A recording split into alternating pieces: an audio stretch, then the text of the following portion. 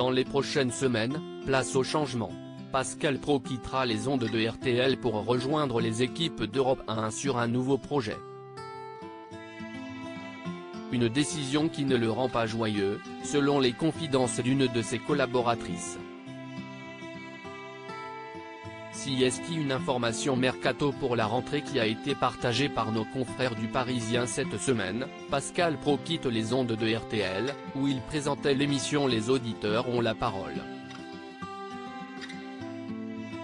Et ce pour rejoindre une station de radio appartenant au même groupe que la chaîne d'information CNOO, sur laquelle il officiera toujours, Europe 1, à l'instar d'une certaine Sophie Davant après son départ d'affaires conclu. Toutefois, ce départ ne se ferait pas tout à fait de gaieté de cœur selon une collaboratrice de celui qui avait repris en direct par un animateur après une bourde. Pascal n'a pas fait mystère. Il aime beaucoup Vincent Bolloré, patron d'Europe 1 avec nous, note de la rédaction, il aime beaucoup la direction de RTL. A commencé Isabelle Morini-Bosc, interrogée par nos confrères du Buzzy TV ce vendredi 23 juin 2023. Toutefois, elle assure qu'il n'est honnêtement pas joyeux de quitter RTL dans les prochaines semaines, bien qu'il comprenne les enjeux d'un tel changement. Il y a une synergie de groupe qu'il respecte, il aime beaucoup le groupe où il va aller qu'il connaît très bien.